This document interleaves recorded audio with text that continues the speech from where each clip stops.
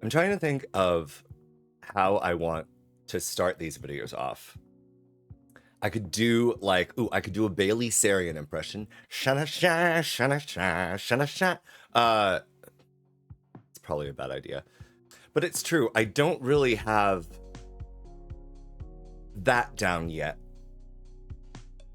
And I wasn't going to start with this, but I do have something for that. So maybe that'll be the subject of the poetry pose of this.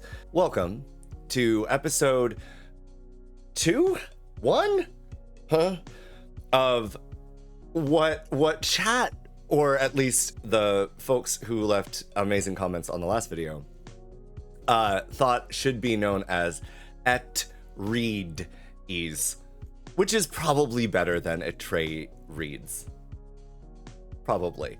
I think my intention with this particular video format is kind of vlog-esque, kind of a mix of philosophical rambling meets a bit of poetry, whether it's my own or whether it's something that has sort of inspired me in some way. But if you were here for the very first episode, I centered it around my grandmother because I found that she had come to mind while I was working, and I realized that it was her birthday, and it just kind of felt right. And I think the phase of my life that I'm in right now, I spent so many years doubting myself and doubting my capability to do anything, doubting whether it would be good or pointful or helpful or worthy. And I think I'm at the point where if I'm not entirely over that hurdle, I'm making the jump for it. At the end of the last episode, I expressed a sort of realization, a momentary realization, as to why distance doesn't have to be a barrier for connection. And I know myself as a very rambling person. I can sort of start off on one path and then continue off on one branch and then continue off on another branch and then continue off on another branch and then continue off on another branch and then continue off on another branch. And at some point, I'll realize that I have done this and not remember the first part of the journey. And sometimes I can work my way back. Fortunately, the people who know me and love me the most are pretty good about remembering that origin point, and that really helps. But one of the things that I wanted to make sure that last episode was centered around was specifically my grandmother. It was sort of an ode to her in a very real way and the impact that she's had on my life. And this one, I want to center around the concept of distance and barriers.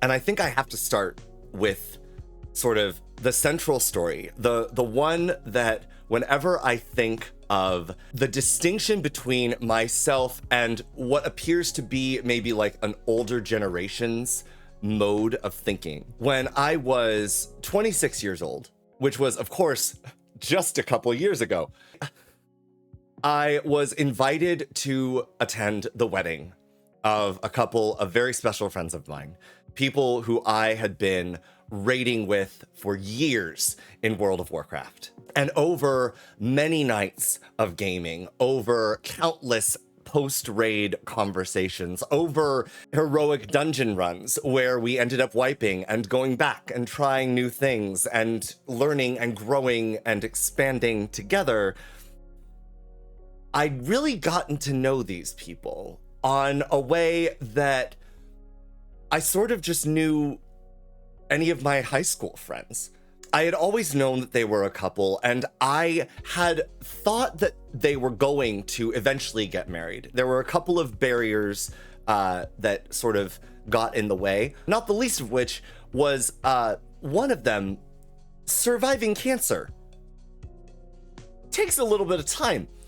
Fortunately, he did, thank God. And I was invited to join two of my good friends in northern New York to witness them join in holy matrimony. That spring, I was in the kitchen of my childhood home with my father, and I was at the stove or washing dishes or something, and he struck up a conversation kind of nonchalantly, you know, any plans for the summer? And I said, well, I am going to be flying back east to see X and Y get married. I also, as a minor digression, I don't know why I said back east, because I've never lived on the East Coast. I was born and raised here on the West. Something about the term just seems colloquially right. Maybe I'm ingraining the fact that my grandmother was actually born in New York before her family moved out here. But my father said, oh, X and Y. Have I met them? And I was like, no. And technically, I haven't either. And my dad said, what? And I was like, oh, yeah, I mean, I've played games with them online. And my father went, and they invited you to their wedding? And I was like, yeah. And he was like, you're flying across the country to attend the wedding of two people you've never met? And it was in this moment, there was not going to be a way that I could explain to my father the type of connection that we had. And all of a sudden, I'm reminded of yet another poem that I probably should share. But I remember the logical part of my brain in the moment trying to discern what my father was concerned with. Because obviously, he seemed concerned for my safety. He didn't know these people. I had technically, quote unquote, never met these people. And true, I had never physically been in touch with these people. But that doesn't mean I didn't know them. And for me, the evidence was clear. I hung out with these people for hours a week, sometimes amounting to days per week if I ever had the time and the opportunity and the inclination. I'd spent late nights talking about our deepest feelings and most repressed secrets. We knew each other on a very fundamental level, sharing very personal aspects of our lives in a way that maybe the anonymity of the internet made a little bit easier at the time, but that nonetheless formed a sort of bond. You can only know the deepest aspects of someone before there has to be some sort of connection, even if you've never seen their face move. I'd seen pictures of both of these friends, but I'd never actually, as I said before, been in the same room with them. I'd heard their voices, but I'd never seen them on video. If you're familiar with raiding in WoW, that's not how that works. You might sign into a voice chat, but you certainly don't sign onto Discord with your cams on. But to be fair, at this time, I had already had a head start because about a year and a half earlier, maybe a little bit later, somewhere around there, I was pulled aside by one of my other guildmates in World of Warcraft. I had since left the server and moved to a more competitive raiding server, but she still was one of my better World of Warcraft companions. And she, her husband, and her son, who was a high schooler at the time, were just great company to be around. And I'll throw this out there. He was better than some of the higher end players, even on my server. But Jasperi, that's her character's name, not her actual name, was coming to a local con here in California.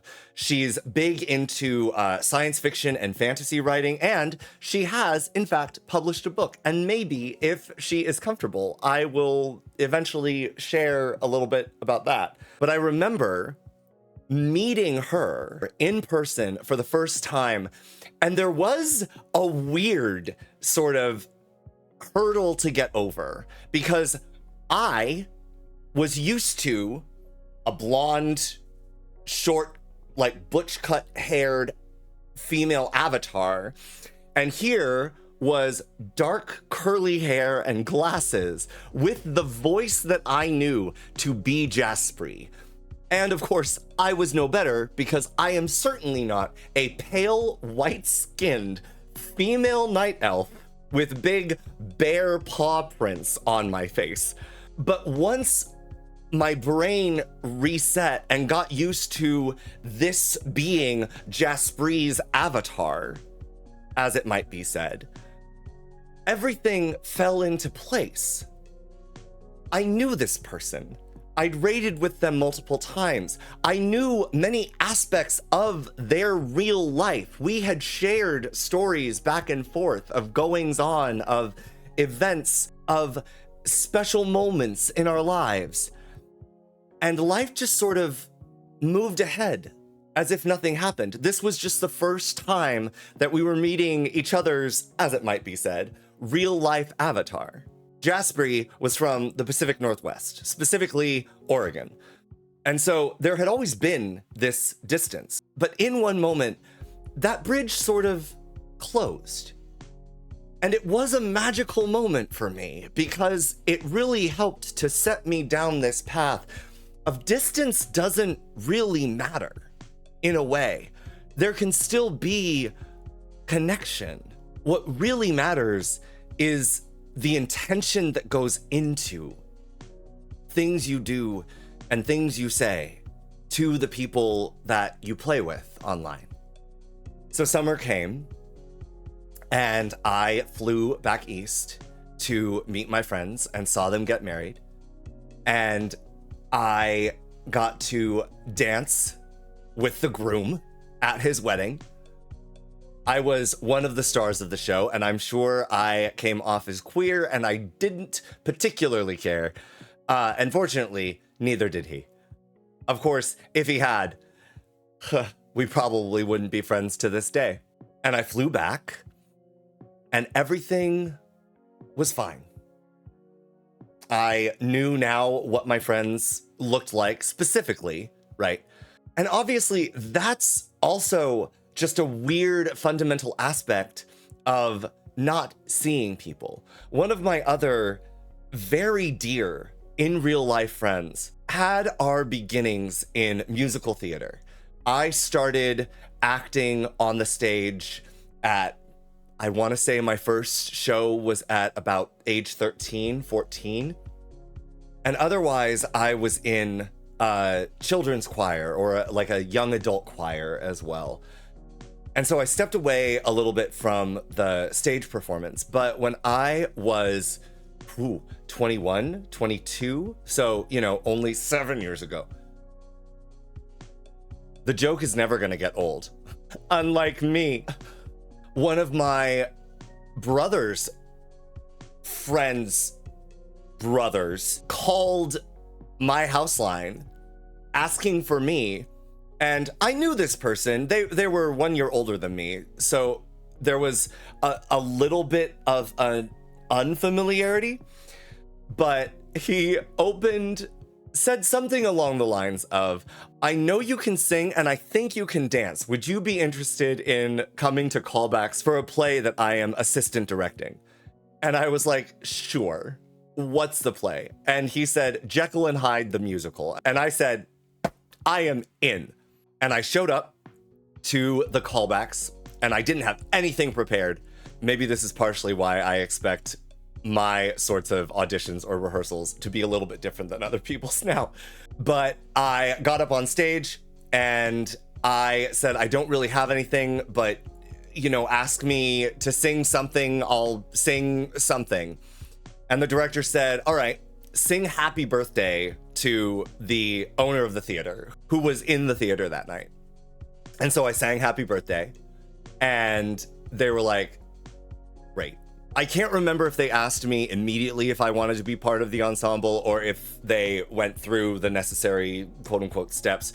But I ended up being part of the ensemble with one of, to this day, my favorite directors. I don't know that I have any directors that I have personally worked with on stage ever that I've really walked away being like, God, that was a horrible experience.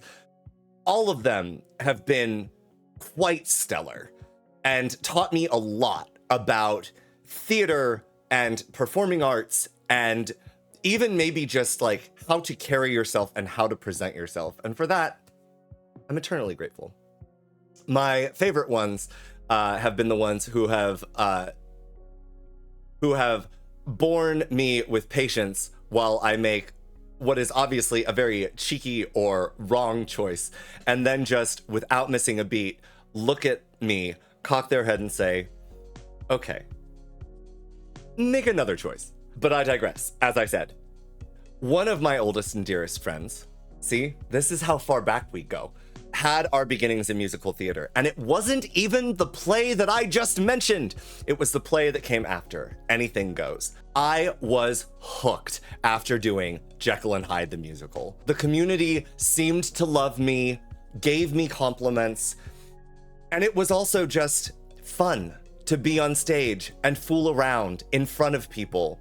And once I got over my stage fright and really grew comfortable with being in the presence of people watching me,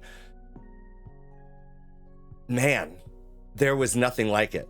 Though there was one terrifying moment where we were doing a rendition of a song called Murder, Murder.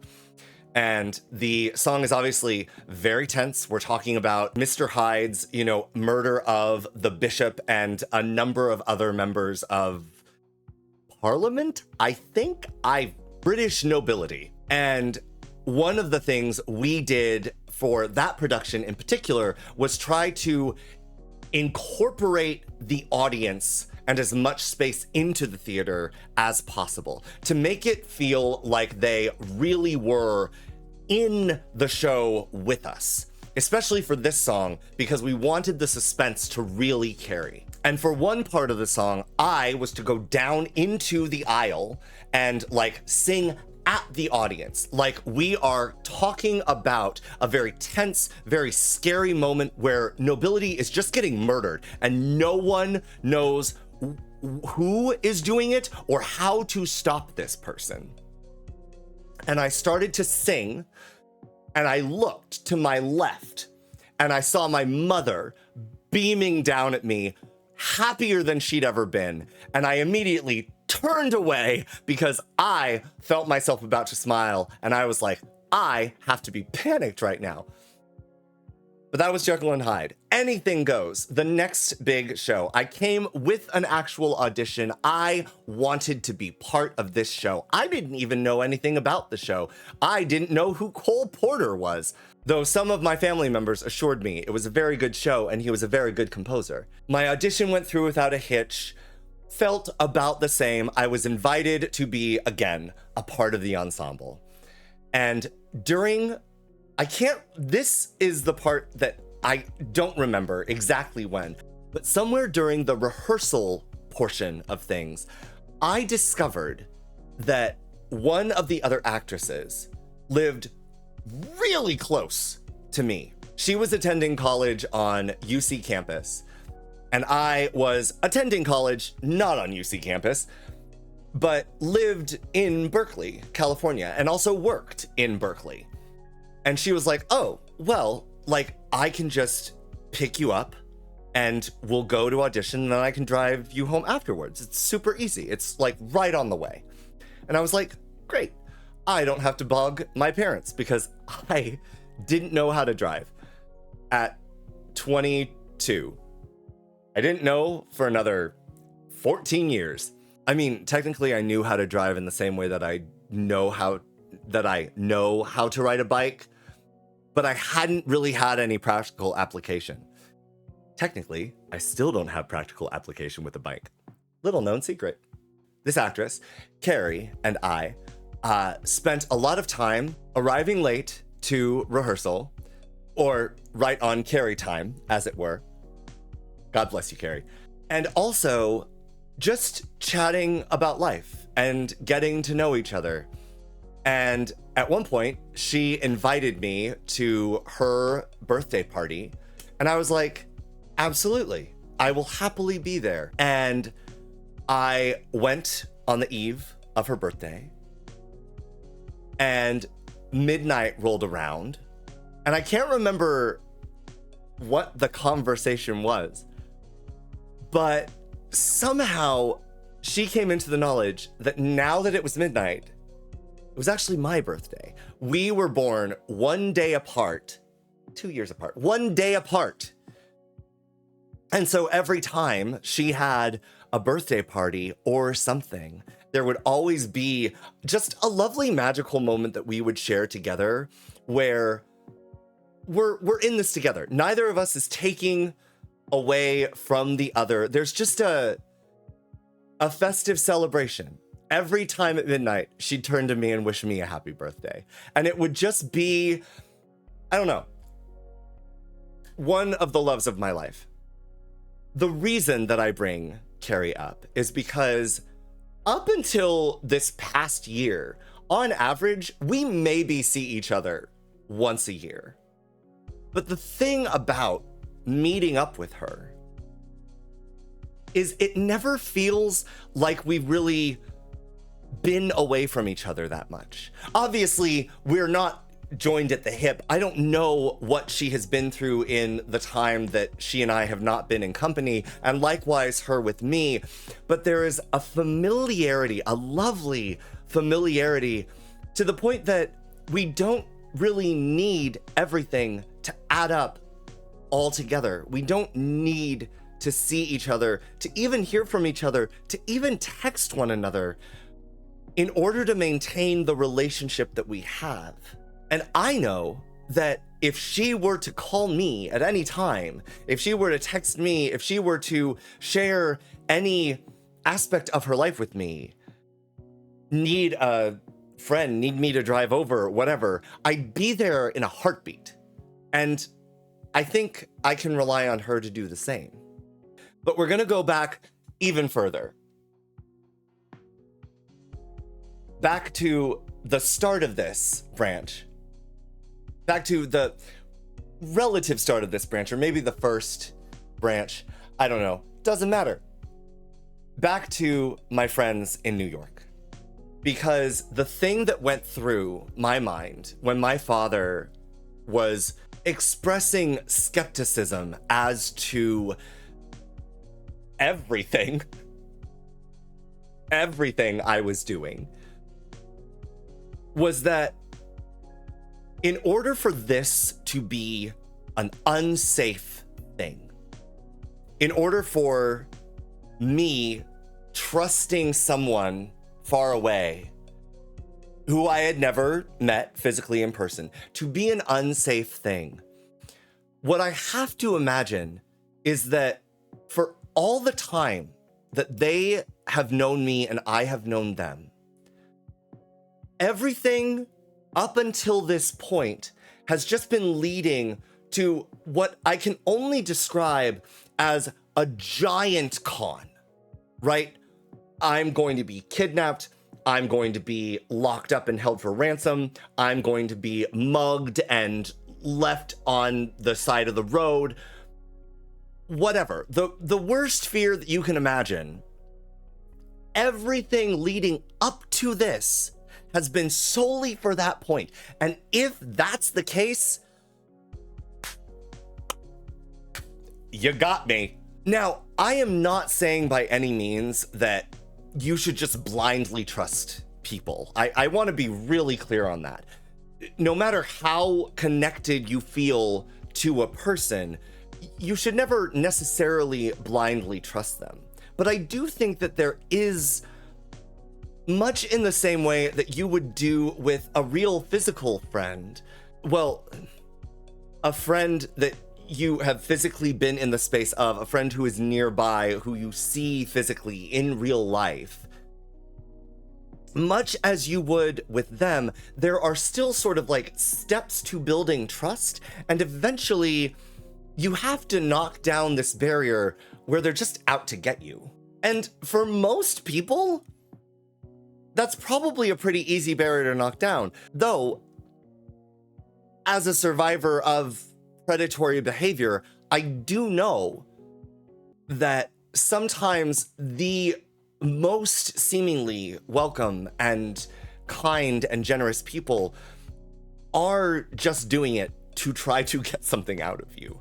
But even though I've seen a certain darker part of humanity, I can't be cynical about the broader aspect of humanity. There's a line from a poem called Desiderata by Max Ehrmann, and at some point I'll probably do that one. It doesn't really feel right for this particular episode, but the line goes, "Exercise caution in your business affairs, for the world is full of trickery. But let this not blind you to what virtue there is. Many persons strive for high ideals, and everywhere life is full of heroism." And I think about that a lot. That and Everybody's Free to Wear Sunscreen. Highly recommend both of those poems. And I'll probably do a rendition of them here. I mentioned at the beginning not really knowing how I wanted to begin the video, what the introduction might look like. And that reminded me of a poem that I wrote back when I used to, I think it's called One Word.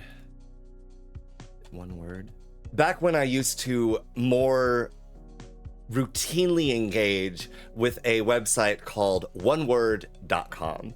And the whole purpose of One Word was to help engender a sort of normalcy of writing. Not perfection, just writing. Because the greatest weapon against anyone who wants to write for a living, or just even getting through an essay, is thinking that it has to be perfect fresh out of the gate. And that was something that I had to very quickly unlearn during my time at university.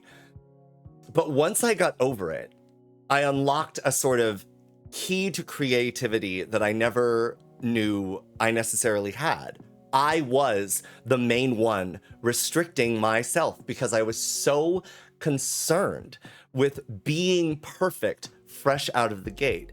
And fortunately, in the case of videos even like this, I have full editing power. I can knock things out. I can do cuts. I can do retakes. And while there is something really fun about sort of live performing as I do on stream or as I might do in real life, there's something really nice about being able to sort of be nitpicky and cultivate something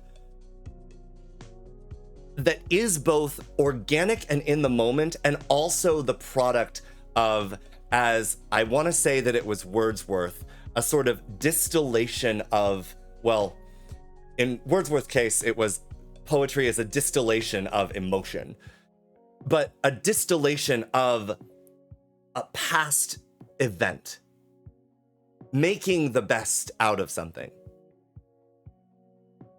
Taking a version of what was there and sort of making it the best version it can be. It's a lovely combination of like something organic and something artificial. And it's a lot of fun. But One Word is a site made to help you break free of this fear of writing. And the rule is you have 60 seconds and a single word as a prompt. And your goal is to just write for 60 seconds. Don't worry about what it looks like. Don't worry if it's imperfect. Don't really worry about spelling errors. Don't worry about grammar. Don't worry about punctuation. Just write. Obviously, if you are the sort who uses punctuation or who cares about grammar or things like that, you can do that as you go. But the point is to just write down your thoughts. What comes to mind when you hear this word? And one day I opened the page And I prepared myself, and I pressed enter, and the word came up. Begin. And so I wrote, begin as you must, at the middle or end, if the start doesn't quite suit your need. For it doesn't depend how you do. That you do will suffice to ensure you'll succeed. The first step down the path may seem scary, quite, very. Don't dawdle or tarry at finely felt fright, but begin with a grin, with within quite a kin. You'll soon see there's an ending in sight. And perhaps as you go, you'll decide to change course, trekking off of the old path and onto a new. You'll find that although you start from a new source, trekking down that first stretch is quite easy to do. And perhaps you'll discover a latent desire to occasionally backstep at a seeming impasse. Though you may do recover some steps you tread prior, you will presently find they have changed in the past. Still, attempt your attempts and retry many times, and don't let your goals out of sight. But remember, you'll find that you'll quite quickly fail if you don't at least begin to write. To be fair, I didn't write the entire thing in 60 seconds, but one of the fun rules of One Word is that when you are done, you can obviously take whatever you've written and incorporate it into something of a longer piece. And there have been times that I have composed quote unquote what I called one-word poems in the initial sitting. And there are times like this one where I got down a pretty good amount of the poem that I just offset and just kept going because I knew that I had a point, I just hadn't quite finished it yet. And I think the same is definitely true, in my opinion, as a content creator. When I first started this channel, it was primarily just to house all of the old VODs that I had. And I realized even after uploading the very first VOD, which still exists on here, I haven't hidden it or anything, but the very first is just a complete uncut VOD. There's lots of periods of silence. There's lots of periods of nothing going on. And I remember just sort of watching a portion of it, loading it up, an 8-hour VOD, and being like, I don't really like this. Like, while I understand my initial inclination to try to just have a permanent place where videos could be stored of gameplay or of my streams, there's something about a stream that sort of makes it okay to occasionally step away. Obviously, you know, I'm only a human. I need sometimes a drink of water. I need to use the bathroom, various other things. But when chat isn't there, when there's not really people to interact with, no one wants to see those moments. And so I dedicated time to editing down, finding games that I really, really liked, which is very similar to what Patters, Grim Scenarios, The Grimoire, RFA, Hit List Video, Malachi Silverwolf, Math Blade, I mean, TPI essentially do. And I do hope that in the recent years now that I've been doing this, oh my God, that they have become a little bit more streamlined, a little bit more fun to just sort of sit and watch through, rather than having these moments where there's sort of just nothing going on. Whether it's me ruminating over my next move or trying to get a read by listening in on a conversation between two people in town, as long as there's some sort of action, some sort of involvement, that tends to be my focus. And if you do have any thoughts, as someone who has watched my videos, please do feel free to drop a comment. Let me know what I'm doing right. Let me know what I'm doing wrong. Because while I do utilize some element of my theatrical background, well, what amounts to a theatrical background, to create something and upload things that I think are really interesting or are really fun or entertaining, if I'm not hitting the mark, I'd love to know how I might make it better. And the best person to tell me that is, in fact, you. I know I just recited a poem, but that wasn't the main one that I was thinking of when I began this particular video. On my flight back east to New York, I was going to land basically in Vermont, and then we were going to cross the border over to northern New York. And being a relatively poor college student at that time, despite the fact that I was 26, don't ask, despite the fact that I was 26, I took a little bit of time trying to figure out what I wanted to do. I took a little bit of time trying to figure out what degree I wanted to pursue. But at the time, I caught a red-eye with a single transfer. Nowadays, I try for direct flights as much as possible, but it wasn't so horrible, and I did sleep a little bit on the plane. But the fun thing, in a way, flying back east, is time accelerates forward. If you've ever flown from the West Coast back to the East Coast, whether you're returning or whether you're going, you know this because you are going in the opposite direction that the Earth is spinning. So the sun comes up even earlier than you would normally, quote unquote, expect, right? When it's 6 a.m. here, it's already 9 a.m. for my friends over in New York. And I remember as dawn was breaking on the flight, seeing the sun come over the horizon. And I grabbed a napkin as soon as the words started to come to my ears. And I wrote. And somewhere in the midst of my trip, I lost that original piece of writing. And so on the flight back, I tried to drum up the memory of the inspiration that I had. And I wrote this, which I titled at the time, In Memoriam, which, listen, we can all be bittersweet and sentimental and emotional at certain times in our lives, okay? Not perfect. Maybe in retrospect is kind of an emo sort of title. But you know, who am I to revise history? I remember I saw the sunrise from the sky, 30,000 feet in the air, give or take a mile. I stared out the window with all the eagerness of a child unwrapping a gift, shrouded in the dense expansion of space as the first pinpricks of light warmed the edges of the horizon, cascading it with wisps of burnt sienna, like the copper-plated underside of a frying pan, and the lucent, rigid edges of bacon crackling smoothly in a shallow sea of oil.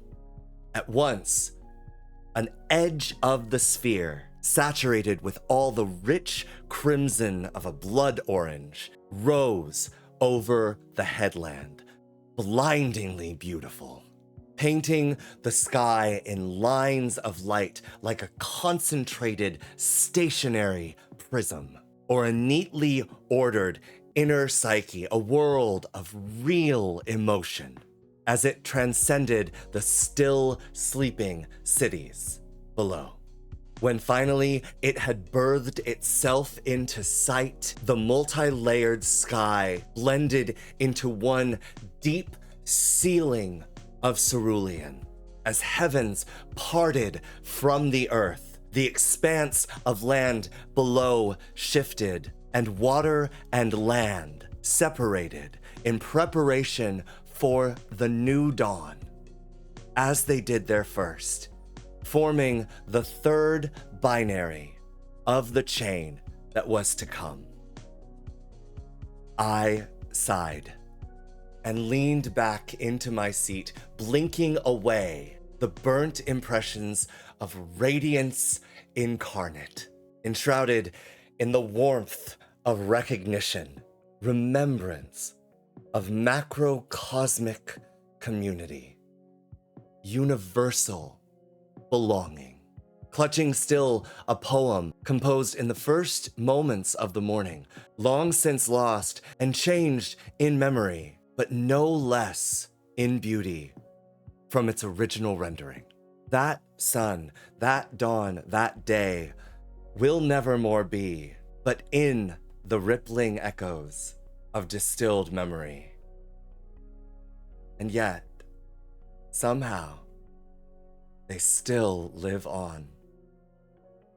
That sun, that day, that dawn.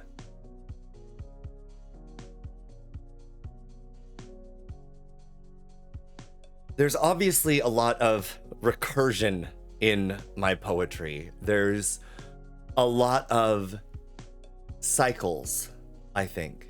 At least in the poetry that I have thus shared. Even Begin sort of talks about the cycle of going through something.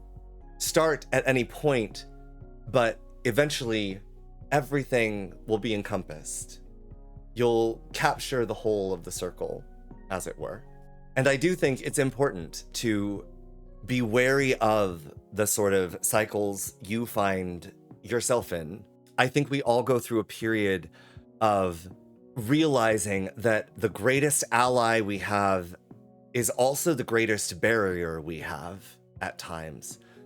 And that is us. We all possess a far greater power than we might want to admit that we have. But with that power comes an awful lot of responsibility too. And being willing to step up and seize that responsibility sounds daunting, and in a way maybe is daunting, especially the first few times you do it. And especially if, like me, you suffer from any amount of sort of perfectionism. I say like me, but mostly I think I've worked through that with my therapist. Nowadays, I really don't mind making a mistake. They happen so infrequently, it's always a nice surprise.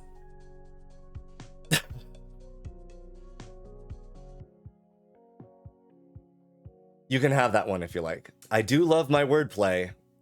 Lord knows you already know that if you've tuned into any of my streams before.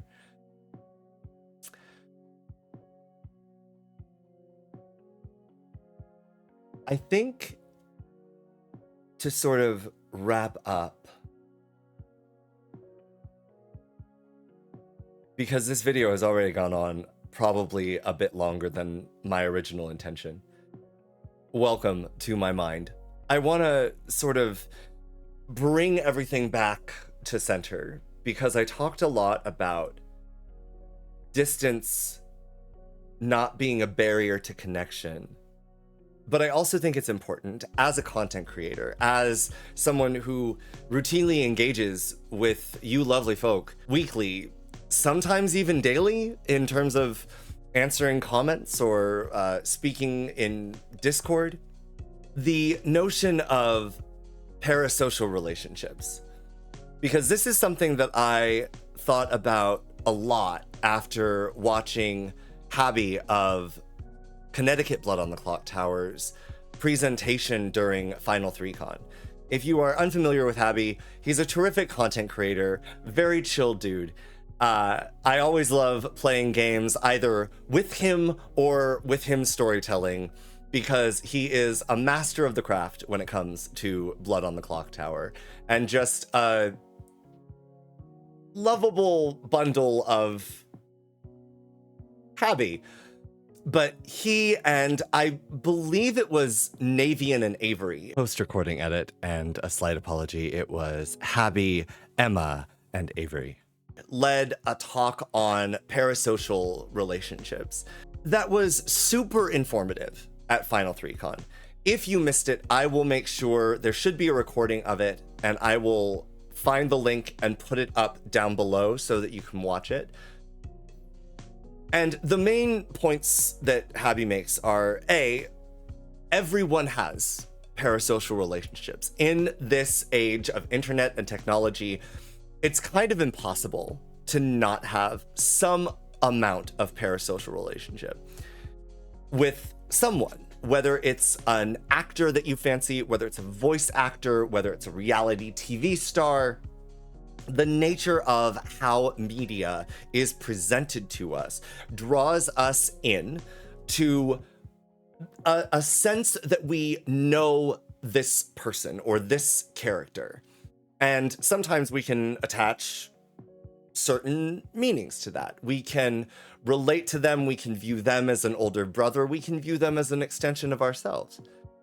All of this is perfectly normal. All of this is non-problematic. However, it is sort of important to just be mindful of the parasocial relationships that you are forging and how you are necessarily nurturing them. I, as a content creator, derive a terrific amount of pleasure from speaking to chat, from speaking to people in real life who know me, from hearing my avatar name, not my real name, but the persona that I am known as, shouted out with recognition. There's something really good about being seen in a way. I would argue that that's the thing that we all really want, even though it may be a terrifying prospect, because when it comes down to it, being seen means not just our beautiful parts, but also the parts that we might ourselves not exactly be in love with. However, I do want to throw out there that, and I truly hope that this doesn't offend anyone or is awkward. I hope this is just a statement of fact. I don't really know the majority of people that pop into chat, that leave comments on my chat in the way that I might a friend. And that doesn't mean that that is forever off the table, but I'd say that is the maybe weirdest part of navigating this particular aspect of my life, is I'm very familiar with the names of people, or at least the names that they use, but I don't really know those people. And unlike with people like my friends back east who I raided with, people like the friend in real life who I see once a year at best, there's mine with these folks is a very one-sided sort of relationship. It is truly a delight to, for instance, put a face to a name and gain a better idea of who XYZ person is. Obviously, some of us have played online with each other with cams on, so we sort of know a little bit of the physical nature of things. But meeting certain people in real life, at times it has felt like there is a sort of nervousness from people who have approached me or said hi or things like that. And at Final 3Con last year, when I was hosting the costume contest, I made sure to express that, at least from my standpoint, I would maybe be wary of sort of, encroaching on the physical being of another person. But I think most of us get rather a kick out of saying hi, giving a wave of recognition. Just be mindful that if you find yourself following someone a little too closely, maybe stop and give them some breathing room. And while I do believe that people's intention is generally good, or at least that people are leading their actions with good intention in mind, I also know that the nature of parasocial relationships, if unchecked, can lead to unhelpful outcomes. The people pleaser in me wants to assure everyone that it's perfectly okay and that it's perfectly natural. But the realist in me also finds it necessary to remind people that there's always going to be some amount of boundary. And being aware of that boundary, especially given how they manifest in parasocial relationships where they're not really established except by the very distance that I outlined, quote unquote, as not being a barrier. But I do know this.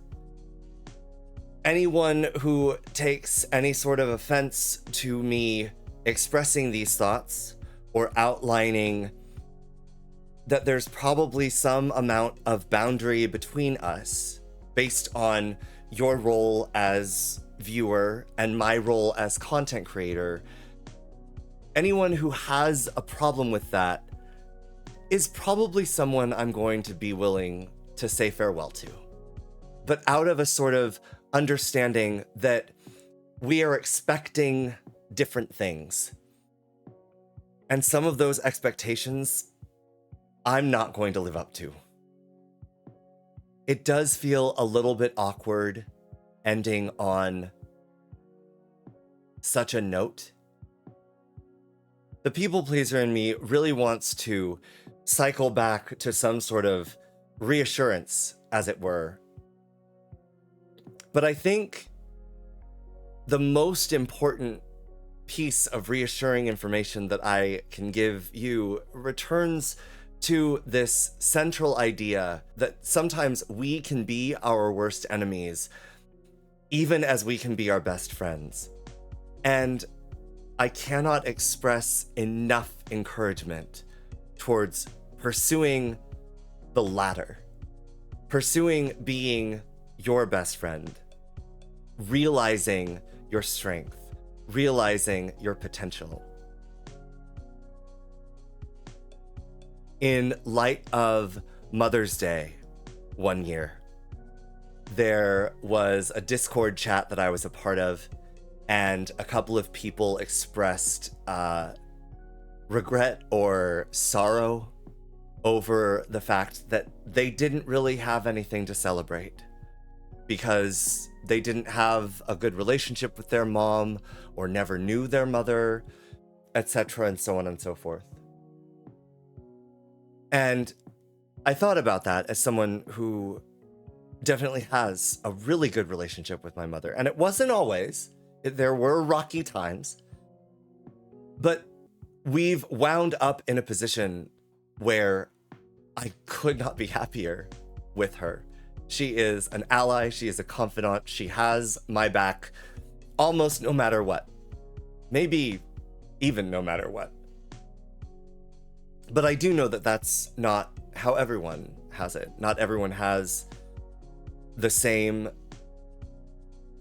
or even a similar experience to the experience that I've had in my family. And to be fair, I also can lament certain tragic parts of my past that were wrought of my family. It hasn't been perfect. No one's is. But some people do have much more of a negative time. And that is tragic, and it is sad.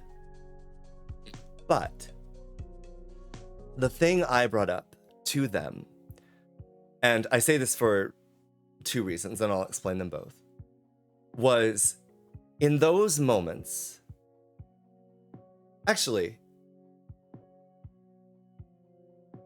I can't believe I'm going to do a third poem, but I think I'm going to do a third poem because I think it quite adequately sums up the sentiment that I'm trying to describe. And it's not going to be perfect, especially because I don't remember the title. I sadly don't even remember the author. I just came across this on Facebook one day, an image of this poem from a book. If you know this poem or you know the author, please give me a shout out and maybe I'll try to find her. But I remember memorizing it thusly. On those days, when you miss someone the most, as though your memory were sharp enough to slice through skin and bone, remember how they loved you. Remember how they loved you, and then go. and do that for yourself. In their name, in their honor, love yourself as they loved you. They would like that. On those days when you miss someone the most, love yourself harder.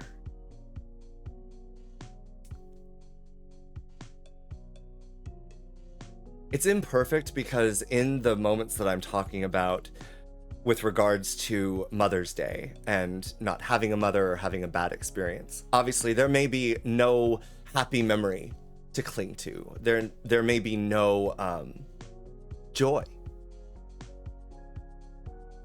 But the thing I brought up to those who were depressed, who felt grief, really is the best way to describe it, grief.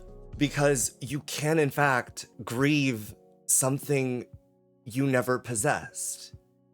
It is loss. It's loss of a very human element that many other people do understand. And it's perfectly reasonable. But in that moment, I said something along the lines of, for anyone who does not have the luxury of celebrating this day, recognize yourself. Recognize your resilience. You are here. You have made it without a resource that a lot of people might even take for granted at times, but for this day. Your presence here now is evidence of your fundamental strength. Never forget that. And if you are weak, you have a lot of people you can lean on. We are here, and we can carry the excess until the load is more manageable. And one of the people sort of responded with, I'd never quite heard it put like that. A lot of people keep saying or have told me that I'm resilient, have told me I'm strong. But something about the way you put it helped shed a different light. I remember growing up being that strong child, being the stoic one,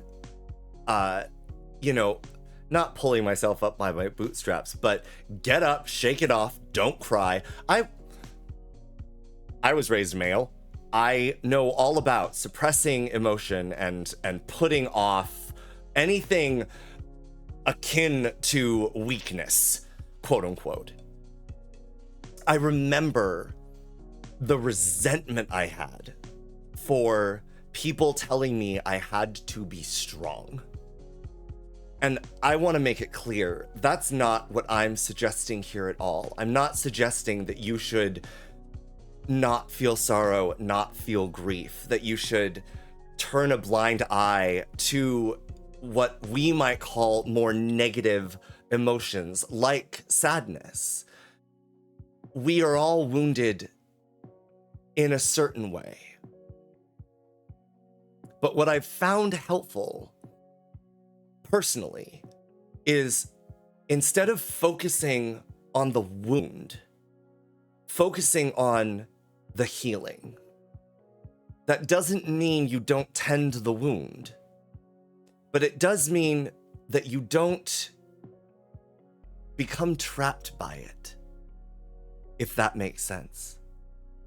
There is healing at the end of everything, and a moment of grief can come and be perfectly reasonable and be perfectly human.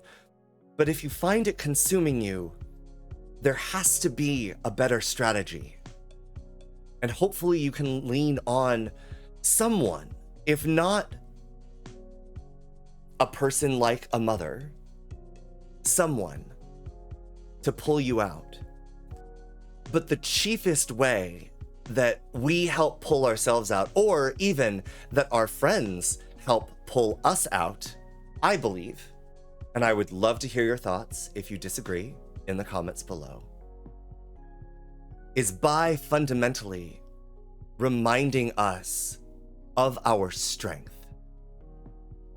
We do not have to be strong all the time, but the fact that we are here, that we have made it this far, that we have kept going despite any barriers, despite any obstacles, despite anything getting in our way, including our own minds at times, is a testament to our strength, to our character, to our resolve.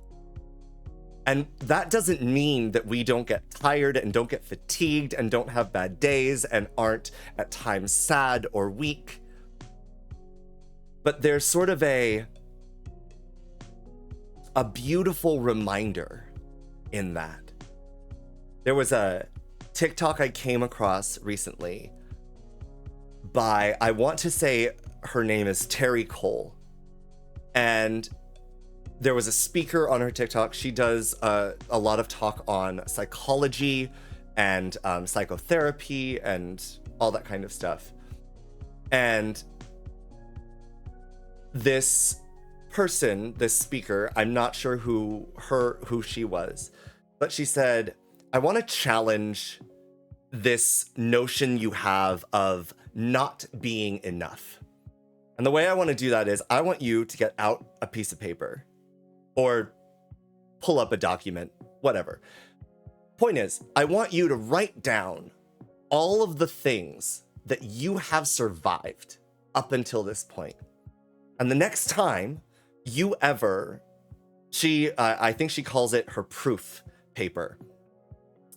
And that way, the next time that you are ever feeling down on yourself, that you're ever feeling like you're not enough, like you can't do it, like XYZ, anytime those fears are coming to mind, take that proof paper out. This is where I'm going to tear up. And read through everything you have been through. And remind yourself, whatever that little part of your brain that is doubting your capability to do a hard thing, to do a challenging thing, to overcome that challenge, remind yourself, you have been through tough things before. This may be tough. You may be doing a tough thing. That doesn't mean it's impossible. And you've overcome many a challenge before. And this is just going to get added to that list in the end. And so if you take away anything from this parasocial relationship, I hope it is this. Your resilience is the most beautiful thing about you. Never forget how strong you are. And don't put up with anyone who would try to convince you otherwise, or betray any amount of your character and your strength. And further, maybe, regardless of any barrier or distance that exists between yourself and another party, that barrier or distance doesn't necessarily mean that you can't both contribute to and take something from the other person in a sort of friendly exchange as necessary. And I do think that the quicker we are to really realize how connected we are by idea, by sentiment, I think that is the first step towards really making this world a much better place than it currently is.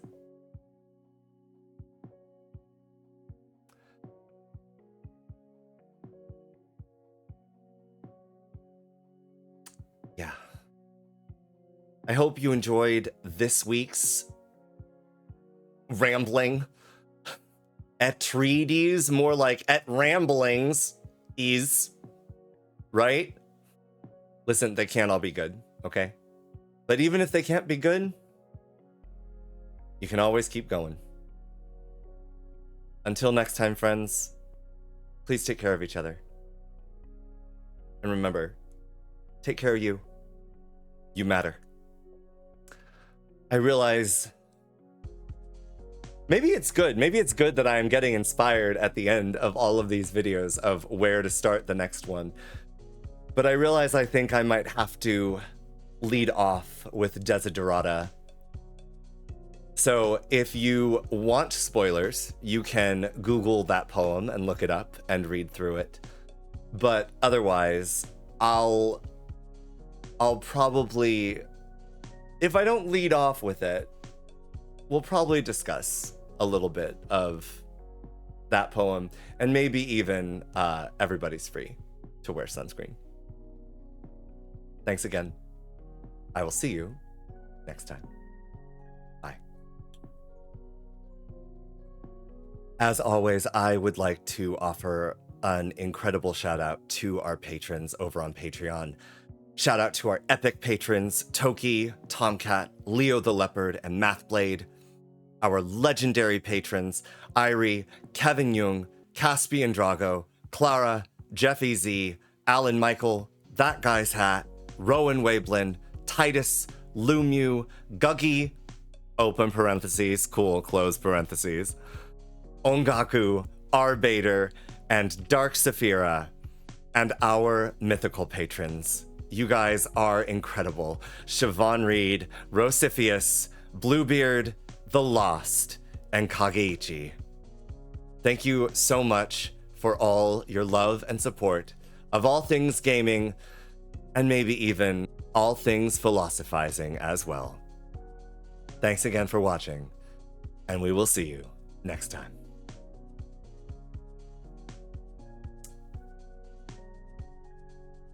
Oh no, I actually did forget. What came before? I was talking about theater. Why was I talking? Carrie.